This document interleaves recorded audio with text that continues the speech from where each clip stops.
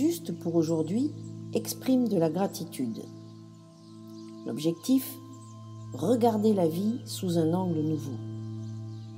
La gratitude donne un sens à notre passé, apporte la paix à notre présent et crée une vision pour demain. De la politesse au sentiment. La gratitude est un sujet à la mode. Nombre de livres, de conférences, même de films, traitent de cette thématique. Si elle devient populaire et se propage à travers les pays et les différentes catégories de population, elle n'en est pas pour autant simple à mettre en œuvre. Dire merci peut te paraître simple, et ça l'est d'ailleurs. Mais l'exercice de la gratitude est bien plus profond que cela.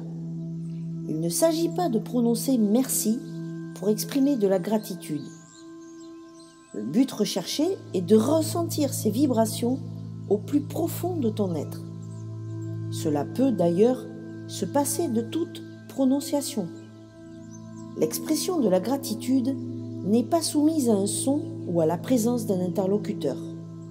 La réduire à une simple formule de politesse serait maladroit. Lorsqu'on parle de gratitude, il ne s'agit pas de prononcer un merci de courtoisie, cet automatisme scellé dans notre esprit depuis notre plus tendre enfance. C'est plutôt un sentiment. Elle se ressent physiquement, laisse une trace dans ton corps énergétique, nourrit ton cœur et ton âme. Elle doit être issue d'un choix de ta part et ne saurait naître de ton éducation. Tout le monde peut ressentir de la gratitude au-delà de son milieu social ou des enseignements reçus. J'ai conscience que la gratitude ne se limite pas à un merci. Je choisis de l'inviter dans ma vie et de ressentir ses effets durables au plus profond de mon être. Commence par instiller de la gratitude dans ta vie quotidienne. Il n'y a pas de petit ou de grand bonheur. Réjouis-toi autant d'un rayon de soleil, du sourire d'un passant, que de ta réussite à un concours ou de la naissance d'un enfant. Il n'y a pas vraiment d'échelle permettant de mesurer la gratitude. Elle s'exprime chaque fois à son degré maximal, sans demi-mesure. Il n'y a pas de limite concernant l'objet, ni même le destinataire de ce sentiment. Tu peux éprouver de la gratitude envers une personne, un animal, une plante, un astre, un ange, l'univers. La seule limite est ta propre imagination. Tu peux introduire la pratique de la gratitude dans ta vie en procédant par étapes successives. Instaurer un rituel quotidien. Le journal de gratitude. Prends un beau cahier dans lequel tu noteras chaque jour 3 pensées de gratitude. Le soir venu, mets-toi à l'aise. Peut-être auras-tu envie d'allumer une bougie, de préparer une tisane, de faire brûler de l'encens. Ritualise ce moment et consacre-t'y pleinement. Il n'est pas question d'en faire une contrainte ou une obligation, mais de t'offrir un moment plaisant. Tu peux revivre ta journée et choisir 3 moments t'ayant procuré de la joie. Le but ici est de focaliser ton esprit sur ces instants, les ranimer et les ancrer en toi.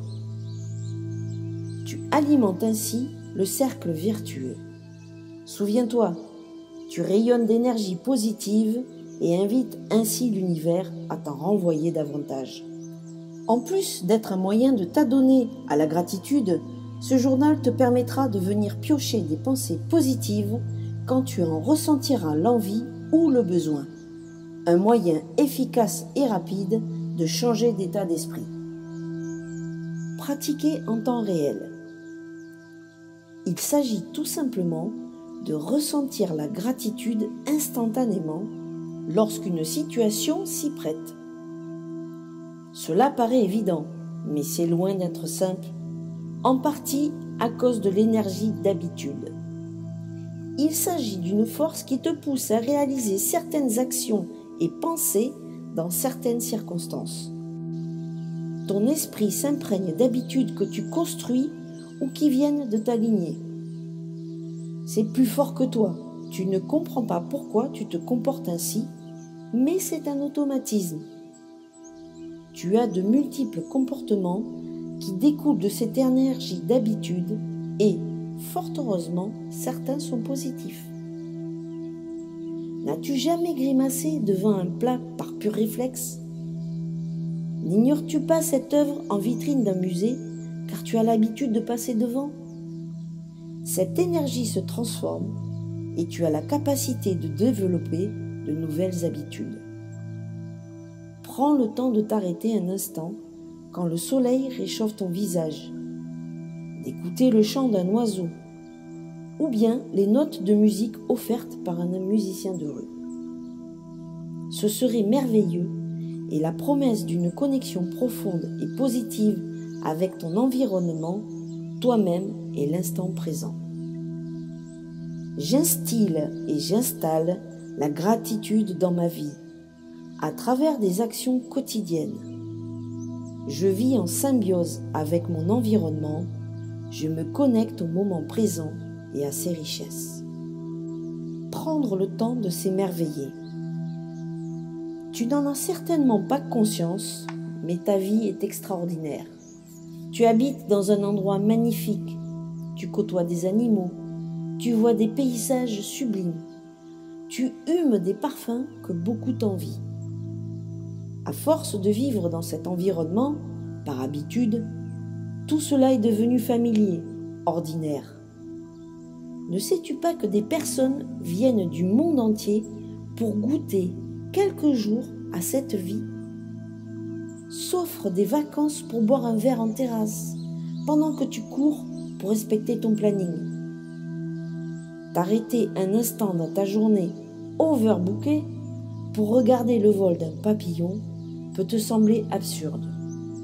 C'est loin d'être le cas. Ton temps est compté, je sais. Tout comme toi, mes journées ne font que 24 heures et elles sont bien remplies. Mais de quoi sont-elles remplies? Tu es la seule personne à choisir ce qui compose tes journées. Tu peux saturer ton emploi du temps d'obligations, de contraintes, afin d'être le plus productif possible et de pouvoir ajouter d'autres tâches.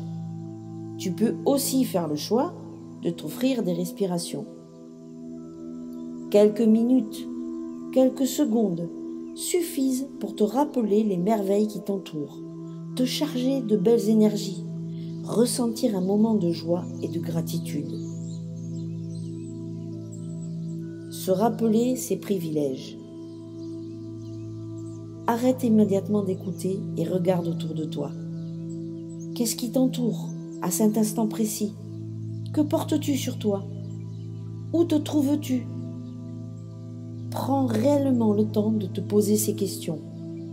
Demande-toi enfin si chaque être humain a accès aux mêmes privilèges. Tu connais la réponse.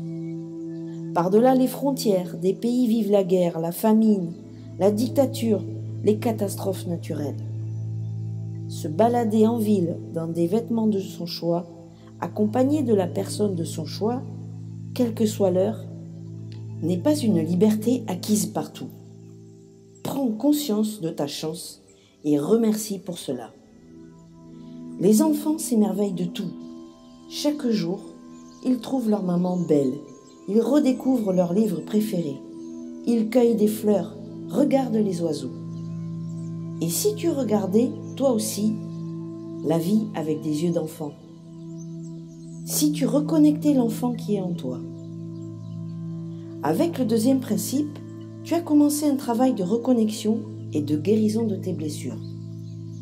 Le plus beau cadeau que tu puisses offrir à ton enfant intérieur aujourd'hui, ce n'est pas ta réussite professionnelle ou le bouclage de tes dossiers, mais plutôt lui offrir une glace, une promenade, un tour de manège. Offre-lui un moment avec toi, offre-lui un moment avec lui. Je prends conscience de la beauté qui m'entoure à chaque instant et de l'abondance de l'univers. Je me reconnecte à mon enfant intérieur en regardant ma vie à travers son regard empreint de pureté et de légèreté. L'illusoire vérité unique. Adéquation entre la réalité et l'homme qui la pense. La vérité est une notion toute relative. Seule, elle n'existe pas. Elle dépend d'un contexte et ne vit qu'au travers des yeux de celui qui la regarde. Est-ce la vérité de dire que ce podcast est trop court ou trop long? Ou est-ce un point de vue, comme il pourrait en exister d'autres? Au contraire, peut-être trouves-tu ce podcast un peu trop long. Mais ce qui est vrai pour toi ne l'est pas nécessairement pour d'autres. Et ce qui est vrai pour toi aujourd'hui ne le sera plus nécessairement demain. Si tu écoutes ce podcast dans ta voiture ou dans un transport en commun le temps du trajet, tu trouveras certainement qu'il fait la durée parfaite. Il est passé de trop long à parfait et pourtant il n'a pas changé. C'est simplement le contexte en lien avec ce podcast et ton interprétation qui ont changé. Faisons un exercice très simple et révélateur. Écris sur une feuille de papier le chiffre 6. Puis retourne la feuille et que vois-tu? Encore mieux, si tu as quelqu'un près de toi, demande-lui ce qu'il voit. Il y a peu de chances que vous voyez la même chose.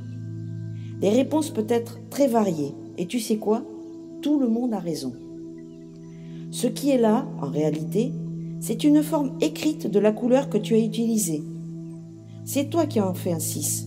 Les personnes autour de toi y verront ce que leur angle de vue permet de voir, en fonction de leur histoire, de leur connaissance, de leur éducation, de leur personnalité. Tes yeux, comme les miens, perçoivent cette forme, mais elle est ensuite analysée et peut être interprétée de façon subjective ou objective. Cette notion est fondamentale pour la bonne compréhension de la suite de ce chapitre. Il n'existe pas qu'une seule vérité, et chacun peut librement voir non seulement ce qu'il souhaite, mais aussi ce que ses yeux lui permettent de voir. J'ai conscience que ma vérité n'est pas celle des autres. J'accueille le point de vue de chacun et je m'autorise à adapter ma propre opinion lorsque cela est nécessaire. Changer son point de vue. Vivre avec les douleurs passées, c'est ne laisser aucune chance au présent de nous rendre heureux. Tu interprètes les événements en fonction de toi, de ton histoire, de tes expériences positives.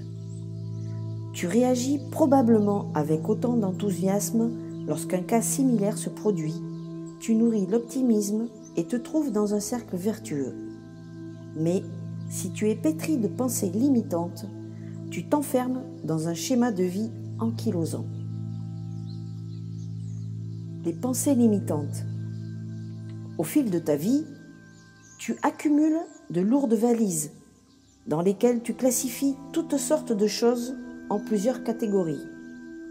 Possible, impossible, bien, mal, bon, mauvais, gentil, méchant, joli, laid, bien intentionné, mal intentionné, etc., etc. Tu places toutes ces étiquettes sur des situations, des personnes, des lieux, des aliments, suite à tes propres expériences ou, dans des cas plus limités, suite à des récits de proches. Le proverbe « chat échaudé craint l'eau froide » décrit ce phénomène. Lorsque tu vis une mauvaise expérience et qu'un élément similaire se profile à l'horizon, tu te méfies, tu évites, tu refuses, de peur de vivre la même douleur. Cela te rappelle peut-être ta vie amoureuse. Tu te méfies des intentions d'un prétendant après une douloureuse expérience avec un ex, alors que cette personne n'est pas ton ex. Elle n'a pas son histoire, sa personnalité, les mêmes projets. Laisse-lui une chance et prends-la juste pour ce qu'elle est, à cet instant précis, dégager des fantômes de ton passé. Réagir ainsi, c'est prendre la voie de l'objectivité. Être objectif, c'est voir les choses telles qu'elles sont et ne pas porter de jugement en fonction de tes valeurs. Vivre ta vie à travers le prisme de la subjectivité est tout à fait naturel. Tu es un être humain, pas un robot. Tu éprouves des émotions, des sentiments, et tu ne peux pas exclure cette partie de toi. Seulement, veille à ne pas t'enfermer dans un système sclérosé, te privant de tout potentiel évolutif. La subjectivité, oui, mais la subjectivité constructive. Ajuste ton regard sur ton passé pour le nettoyer des tâches liées à une interprétation dommageable. Fort heureusement, tu as le pouvoir de modifier ton point de vue et aucune encre n'est indélébile. Tu as le droit de changer ton regard sur ce qui constitue ton présent. Tu es libre d'adapter ton angle de vue sur tout ce qui t'entoure, y compris toi-même, tes capacités, tes compétences, mais aussi ton histoire. Je reprogramme mon mode de pensée pour libérer les mémoires limitantes cristallisées et voir ma vie au travers d'un prisme constructif et propice à mon épanouissement. Le trauma n'existe pas. T'est-il réellement possible de changer ton histoire? Dans une certaine mesure, oui. Tu ne peux pas changer les événements tels qu'ils sont arrivés objectivement, mais tu peux modifier leur interprétation et l'empreinte énergétique qu'ils laissent en toi sur l'instant et en profondeur, ce qui conditionne ton présent, mais aussi ton avenir. Aucun acte n'est foncièrement positif ou négatif. Absolument aucun. C'est à toi et à toi seul de prendre cette décision. C'est à toi qu'incombe cette responsabilité. Ce ne sont ni tes parents, ni ton patron, ni ton partenaire de vie, ni la société qui décide de la nature de l'énergie découlant d'un fait. Leur interprétation serait subjective, liée à leur propre histoire, à leurs propres blessures, et non aux tiennes. Autorise-toi à faire fi de l'opinion des autres sur les affaires qui, en réalité, n'appartiennent qu'à toi. Tu as la possibilité de reconsidérer ton passé. Ce que tu as perçu comme négatif à l'époque est-il toujours vrai aujourd'hui? N'as-tu pas de nouveaux éléments? L'envie de te défaire d'une blessure devenue obsolète? L'aspiration de créer une vie agréable, gratifiante et épanouissante? Dans ce sens, un événement qui a été jugé négatif sur l'instant peut, après une nouvelle analyse, se révéler constructif et, pourquoi pas, positif.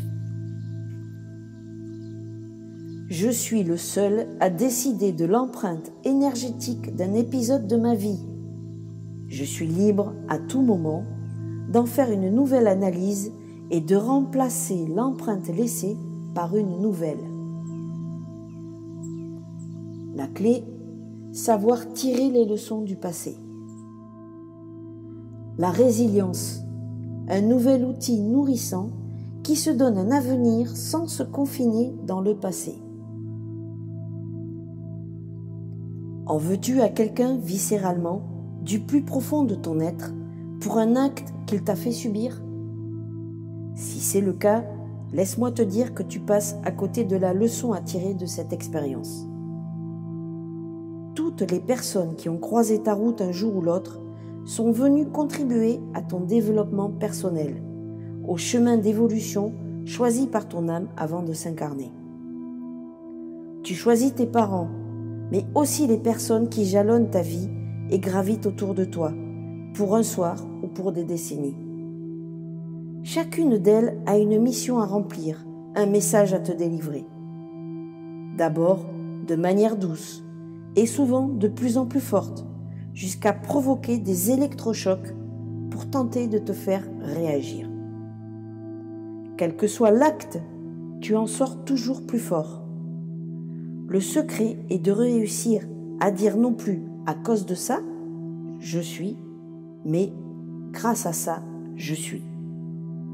Je suis plus autonome, plus fort, plus indépendant, plus prudent, plus organisé, etc., etc.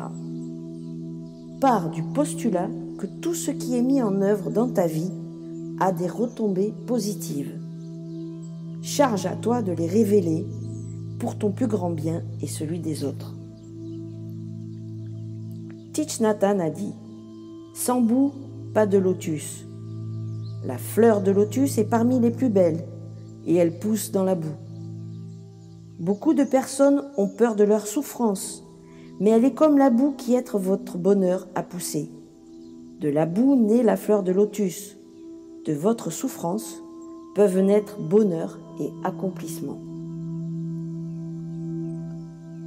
Le pardon ne fait pas oublier le passé, mais il élargit le futur. Pense à une personne que tu tiens pour responsable d'une souffrance en toi. Ressens ce qu'il se passe en toi à ce moment précis physiquement, émotionnellement et mentalement. Ton pouls s'accélère, tu respires plus vite, tu ressens une boule au ventre, la colère monte en toi. Tu te sens probablement plus mal qu'à l'écoute du chapitre précédent. Selon toi, qui est responsable de cela? La personne que tu penses fautive de ton mal-être a-t-elle quelque chose à voir avec ton état actuel? Si tu as bien intégré les enseignements des paragraphes précédents, tu me diras que non, et tu auras raison. La seule personne responsable de cet inconfort, c'est toi. Tu as gardé, durant ces mois, ces années, peut-être même toutes ces décennies, ce feu en toi, et il te consume petit à petit. L'autre ne souffre pas. Tu ne connais peut-être même pas son nom, son visage. Et il ne peut aussi plus être de ce monde. Mais toi, tu continues de souffrir. Est-ce vraiment nécessaire? Commence par cesser d'alimenter ce feu qui te ronge. Lorsque tu y seras parvenu, pose-toi la question. Suis-je certain que la personne qui a fait cela l'a fait pour me faire souffrir? La réponse sera toujours non, tu n'es certain de rien. Si tu dis oui, c'est que tu continues de voir cet événement sous le prisme de ta propre subjectivité. Tu ne pourras jamais regarder à travers les yeux de la personne concernée. Ce ne serait que supposition. Elle a sa propre histoire, ses blessures. Elle porte en elle les traces de sa lignée. Elle-même ignore probablement pourquoi elle a fait cela. Avec le recul nécessaire, tu parviendras à changer les énergies qui découlent de cet événement. Petit à petit, tu t'apercevras que certaines choses positives ont vu le jour depuis, en toi ou autour de toi. Tu auras alors la possibilité de te libérer de cette rancœur, de cette colère, de ce sentiment d'injustice en accordant ton pardon. Il y a un proverbe qui dit « Pardonne aux autres, non pas parce qu'ils méritent le pardon, mais parce que tu mérites la paix. » Pardonner, ce n'est pas donner l'absolution à d'autres, mais te libérer toi-même des émotions dévastatrices qui t'habitent. C'est prendre la décision d'aller de l'avant, de construire de nouvelles fondations et de regarder l'avenir avec espoir, confiance et sérénité. Vois chaque événement de ta vie comme un pas après l'autre. Ils t'ont mené jusqu'à aujourd'hui et jusqu'à la belle personne que tu es devenue. Cet être en quête de mieux-être et de développement spirituel qui écoute en ce moment même ces mots. Cet altruiste amoureux de la vie qui aspire à cultiver l'harmonie en lui et autour de lui. Fais de la place dans ton cœur pour la gratitude inconditionnelle, en partant du principe que la vie est un cadeau, quelles que soient les circonstances et les aventures amenées à toi. Aie confiance, tout est mis en place pour que tu apprennes, grandisses et cultive de nouvelles facettes de ton âme. On peut aussi choisir de construire quelque chose de beau avec des pierres qui entravent le chemin. Je prends conscience de ma responsabilité dans la survie d'une rancœur à l'égard d'une personne de mon passé. Je reconsidère les faits de manière objective et je me libère de ce poids dont je suis le seul à souffrir en accordant mon pardon.